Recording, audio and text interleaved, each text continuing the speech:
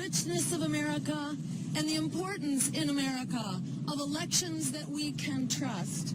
We're here today to stand up for exactly that, for a vote that is accurate, secure, and fair and just, in which every vote counts and every vote is counted. This, in fact, is what makes America great: the promise of democracy and the promise of justice for all. We're celebrating today a judicial decision last night in Michigan by Judge Mark Goldsmith, who affirmed in his decision that this recount advances our fundamental right to vote and election fairness and accuracy, and that these things are the bedrock of our democracy. At the center of the recount in Michigan is this question of some 75,000 blank votes, so-called undervotes, a large increase over all undervotes in prior elections by about 70%, raising the possibility that communities of color have been disenfranchised by an erroneous counting of the vote. These blank votes center particularly in the counties in which Detroit exists. And these blank votes vastly exceed the margin of difference between the two leading candidates. So these votes are important, and it's important that a miscount or a dismissal of votes in the communities of color not be contributing to an erroneous outcome. We say this because it's known that this is commonly what happens, that the votes in the communities of color are not only discouraged before they even come to the polls by being wiped off the voter rolls by things like interstate cross-check or by voter ID laws that discourage communities of color from coming out to vote, but also in the voting booth itself and in the counting of the votes. The U.S. Civil Rights Commission, in fact, established that the odds of your vote being miscounted or discounted through either human error or machine error is increased massively by about 900% if you are voting in a community of color. So this is not simply an abstract concern. This is a very real concern, that these votes, from the, again, being tossed into the dustpan here and disrespected. So we are standing firm for the hard-won and hard-fought right to vote, particularly for people of color in this country. We will not give in to intimidation, to legal maneuvering, and to bureaucratic obstruction. We celebrate, especially, all the local election officials and the volunteers, particularly in the states of Wisconsin and in Michigan, where the recount is now proceeding full speed ahead with a focus, with respect, actually, for a recount, a hand recount of the paper ballots. This is the gold standard, as the judge in Wisconsin affirmed with his decision last week, saying that, in fact, this is the gold standard and encouraging all of the local election bureaus and boards to recount with that paper ballot hand-counted standard. In Pennsylvania, unfortunately, the court system and the election system is politically entrenched and has been fighting this process at every step. For example, the Trump campaign has filed now to call for 27,000 affidavits in 9,000 voting precincts in order to verify the vote, in order to proceed with a recount in any precinct. This is an absolutely ridiculous and obscene form of bureaucratic obstruction. In addition, a $1 million bond was going to be imposed on 100 voters who were calling for a statewide recount. Add to that the court date was being advanced to a time at which it would be impossible to provide the evidence that would be required in that court date. So, to make a long story short, it's clear that the fix was in against a verified vote in the state of Pennsylvania. So we are now moving to federal court to ask the court to please support and stand up for our constitutional right to vote, as expressed in the decision last night by the Michigan judge. That right to vote is embodied in this recount effort to ensure that we have a fair and accurate election that we can trust. So we are here to assure Donald Trump that there is nothing to be afraid of. If you believe in democracy, if you believe in the credibility of your victory, put down your arms, end your bureaucratic obstruction, end your intimidation, and join we the people of America who are calling for a democracy that serves all of us and elections that we can trust. So with that, we look forward to continuing to work with all of you in this grassroots movement to ensure that we can trust the results of this election and to make the improvements that we need so that we don't need to jump through all kinds of bureaucratic hoops in the future. We don't need to hold bake sales on steroids to try to raise millions and millions of dollars simply to ensure that our vote is accurate, secure, and fair. This is the constitutional rights of all of us that we are standing up for today. Thank you all so much for being here, and I'm going to ask Jonathan to join me, and we will take your questions. Yeah, so Jonathan, if you switch. So Melissa, our press director, will be taking the questions. Yeah. Yes. Donald Trump has called the Recount effort as a scam to raise money. How do you react to that? So once again, we urge Donald Trump to look at the facts, not to make up the facts. And in fact, if he takes a look at our website, you will see that every dollar raised is actually going into a segregated and dedicated recount account, so that this money cannot be spent for any purpose other than advancing the recount. At this point, it doesn't look like there is any possibility that there is going to be money left over, because the price keeps being raised on us. The price of our democracy, which is actually an outrageous concept, that we have to dig deep and come up with millions of dollars to affirm our democracy.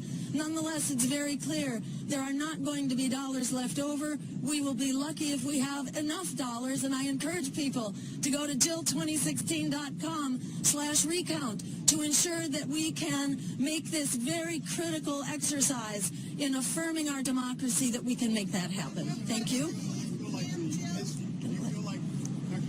The outcome, though. I'm getting mixed messages. Yes. People say this is not about the outcome. This is not about the outcome. But what I just heard from you is you think the outcome will be different in these three states. Well, I think the outcome will be one of the important states to examine. There was no victor at the time, so I want to underscore that we were not challenging one candidate or assisting another candidate. This is about ensuring that all votes get counted. Level of cyber attack and cyber intrusion. There have been cyber attacks on the voting systems in Arizona and Illinois. Voting files were seized. 20 other states were the victims of other attempts to intrude and hack this election. The Democratic National Headquarters was intruded. The email of John Podesta was intruded. We have assembled the world's leading experts in computer security and computer science, and they are unanimous. I'm answering your question if you'll let me finish. They have determined that it is indisputable that this machinery is vulnerable, that there is circumstantial evidence, and it is highly plausible that an intrusion has occurred. And the only way to check is to verify. And the verification process is something contemplated by our democracy. We are not engaged in a crazy, radical, undemocratic process. We are taking advantage of the mechanisms in every state that are supposed to allow us to explore when the most important election in this country could have been compromised. So anyone who's opposed to this, and the person who owns that building behind us is involved in an anti-verification campaign, in a let's sweep it under the rug campaign, in a let's hide it. And we are not going to surrender to that, because the essence of a democracy is grounded in the vote, in the awareness that every vote counts. Votes matter. We have mechanisms to ensure it. We have checks and balances throughout this system. When people go to a tennis game, they spend $45 to make sure that when the ball is called in and it might be out, we should take a look at it to see if it's actually in or out. And guess what? Sometimes it's out. And so what I think many people think, the 150,000 people have decided that it's worth $45 to make sure that our democracy is functioning. I think the democracy is probably as important as a tennis match. You want to recount each vote in those 3 states? We want to recount all the paper ballots. The experts, the world-class experts that we have assembled are unanimous that the only way to verify this and make sure that our democracy is functioning and not dysfunctional is to count the ballots. Who is the Pennsylvania judge specifically asking? Mel, are you officiating? Yeah, sorry. I'm sorry. Sorry. What's the judge asking right now? Oh. They are requiring a series, it's a Byzantine, labyrinthine effort. Everybody, I think, has experienced in our lifetimes that bureaucracies in governments and municipalities can make our life very difficult, if not impossible, when we're trying to do the easiest thing. The history of poll tax in this country is a history of barriers and impediments designed to keep people from vindicating their rights. And what we have in Pennsylvania, unfortunately, what we've discovered is a system where all sorts of barriers have been imposed to keep people from exercising their right to insist on a discount. And that's why we're going into federal court in the same way we went into Michigan and Wisconsin, and hoping that the federal courts will seize their obligation and do what the federal courts have done in Wisconsin and Michigan, and make sure that we have the ability to do the simple thing of verifying the vote. And Jill, what have you been impression? Would you be here today? Yes. Absolutely. Throughout the election, I was often asked, because the Green Party has led recount campaigns before.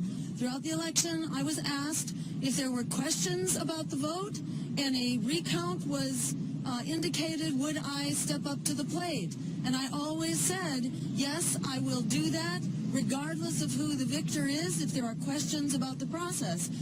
These 3 states were identified because they have indicators that make them more, shall we say, red flags, due to the nature of the voting machines that are used, due to irregularities like this high number of blank ballots in Detroit, due to extremely thin margins. These are some of the indicators that people look for when they are when they're raising the question, was there compromise in this election, or was there machine error? Those are the questions that are asked. It's not a question of who won. So we went into these states because they met those criteria, because their deadlines had not yet closed, and because they have laws that actually permit a recount, unlike Florida, which would have made it very difficult.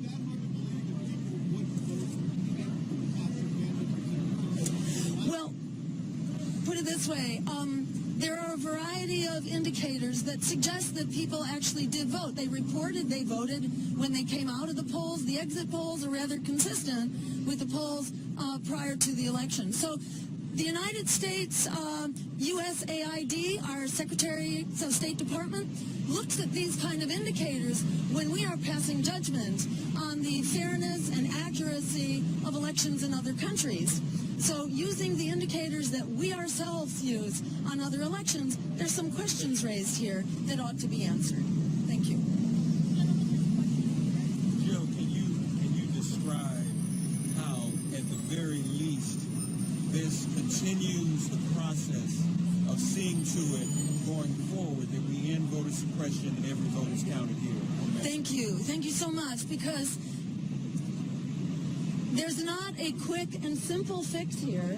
This is not just one issue, we fix it and everything is fine. We regard this question of election integrity, of counting the votes, making every vote count. This is a first step towards an election system that we can trust and which is just. So this is what we do right now because this is very time sensitive. We can only do this now to basically get rid of these voting machines that are wide open, that are an invitation to human error, to machine error, to malfeasance, and to hacking. It's time to make the touchscreen voting machines a thing of the past and to actually vote on a paper ballot where we have that enduring record, which you don't have from the touch screens, even if they spit out a piece of paper. It's a very fallible and fragile piece of paper. We need to be voting on paper ballots and counting them on these scanners where we are using automatic audits. We are constantly cross-checking to be sure that the vote is valid coming out of these machines. But that's not all. We must ensure that all people have the right to vote, that we have a constitutional right to vote, and that people are not purged from the voter rolls by things like this interstate cross-check, which is believed to have purged millions of people across the United States from the voter rolls through a very false standard that looks at common last names and just automatically eliminates people when names are similar across states. So this is a very unjust way that denies our constitutional right to vote. We also call for informing and empowering voters so that we can actually make good decisions as voters. We need open debates. We need a debate commission which is not controlled by the two corporate political parties who have been very busy ensuring that no other voices are heard. We need not only to have a right to vote, we need to know who we can vote for, and we need to be able to vote without fear. So we also call for a voting reform that enables you to go into the vote and rank your choices so you don't have to vote your fears rather than your values. This is ranked choice voting. It was just passed by the state of Maine, and it means you can vote for your first choice knowing that if your first choice loses, your vote is automatically reassigned to your second choice. So there is no splitting of the vote. There's no spoiling of the vote. There's no need to vote for a lesser evil. We can actually vote for the greater good, which is what we urgently need in this country. One last question over there.